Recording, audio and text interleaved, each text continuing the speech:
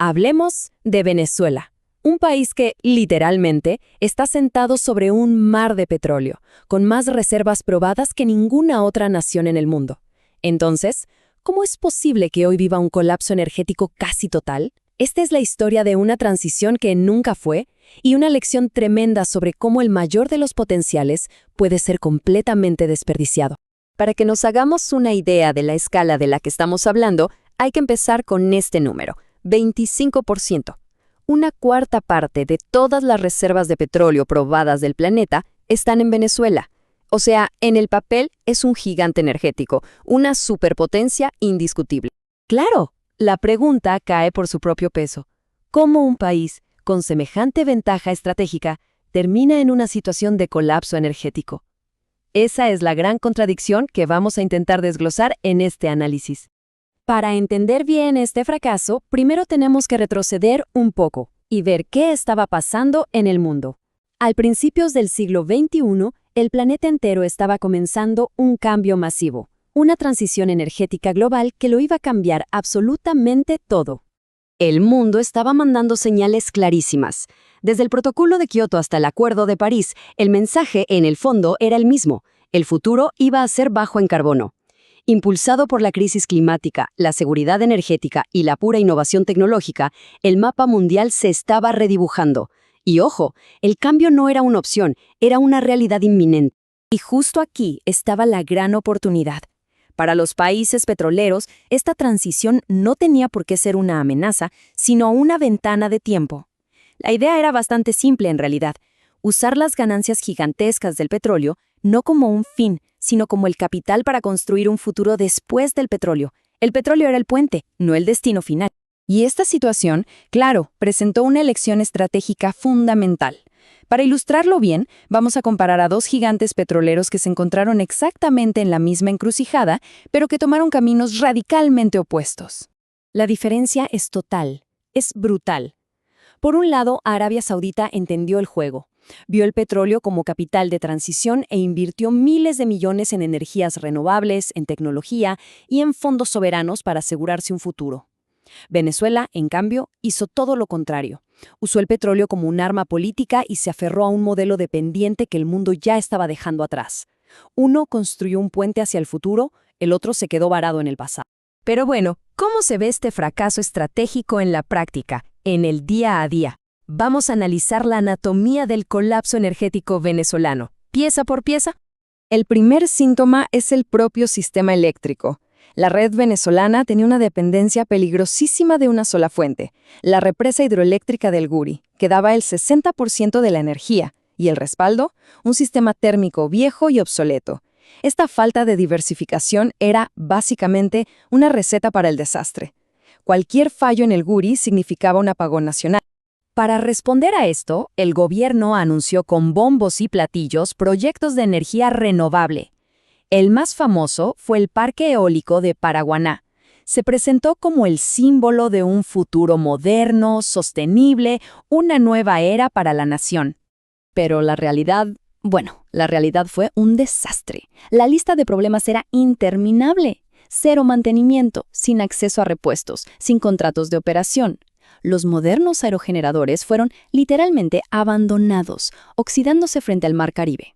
La gran promesa de energía limpia se convirtió en un cementerio de turbinas, un monumento al abandono.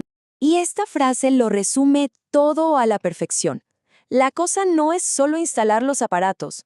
Venezuela se enfocó en la foto, en el proyecto para la propaganda, pero nunca se comprometió a crear una política energética funcional, real y sostenible en el tiempo.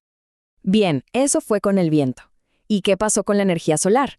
Pues de nuevo, Venezuela tenía las condiciones naturales perfectas. Una radiación solar altísima durante todo el año la convertía en un lugar ideal para ser un líder mundial en energía fotovoltaica.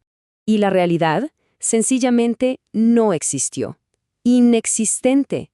La energía solar en Venezuela nunca pasó de ser un discurso. No hubo proyectos a gran escala, ni integración a la red, ni incentivos, ni una política pública seria. Cero. Nada. Todo esto nos lleva de vuelta al corazón del sistema, la represa del Guri. Por décadas, fue la columna vertebral de la red eléctrica del país. una fuente de orgullo nacional y, sobre todo, de energía que se daba por sentada. Para reforzar al Guri, se inició un proyecto gigantesco, la represa de Tocoma. Pero en lugar de ser una solución, se convirtió en la definición del libro de lo que se conoce como un elefante blanco, un proyecto masivo, carísimo, que nunca llegó a cumplir su propósito. Y el costo de este desastre es una cifra que cuesta, hasta leer, más de $10,000 millones. Y ojo, no es una inversión que salió mal, no, es capital hundido. Dinero que desapareció sin producir ni un solo kilovatio de energía. Una pérdida total y absoluta. Ya vimos los síntomas del colapso, los proyectos abandonados, el dinero desperdiciado. Pero ahora tenemos que ir a la causa raíz. Porque el fracaso de Venezuela no fue técnico, ni siquiera fue financiero en su origen.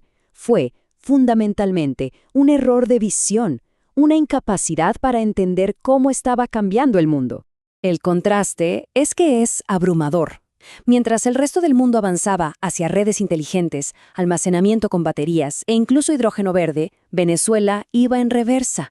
Ni siquiera podía garantizar un suministro eléctrico estable. El país no solo se estancó, se quedó completamente desconectado del progreso global. Toda esta estrategia, si es que se le puede llamar así, se basó en una serie de ideas que eran fundamentalmente erróneas. Primero, la creencia de que el petróleo era infinito. Segundo, la idea de que la transición energética era algo lejano, que no iba a ocurrir. Y tercero, la convicción de que el mundo siempre necesitaría su tipo específico de crudo pesado. Estaban equivocados en los 3 puntos. Y con esto llegamos al corazón del problema. El petróleo no fue la maldición. La verdadera maldición fue la mentalidad. Esa peligrosa creencia de que el presente iba a durar para siempre. Ese, y no otro, fue el error fatal. El resultado final es una trampa devastadora. Venezuela quedó atrapada en el peor de los mundos posibles, ya sin los enormes ingresos del petróleo, sin haber construido las energías renovables para sostener al país y sin la energía confiable y básica para su propio desarrollo. Así que la conclusión de este análisis es dura, pero es muy clara. No fue la transición energética la que destruyó a Venezuela.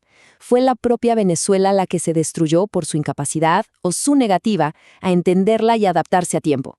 Cerramos con esa pregunta para la reflexión. Y con la lección que nos deja esta historia. En un mundo que cambia constantemente, el mayor riesgo no es la transformación, sino la parálisis. El verdadero peligro es quedarse quieto. Gracias por acompañarnos.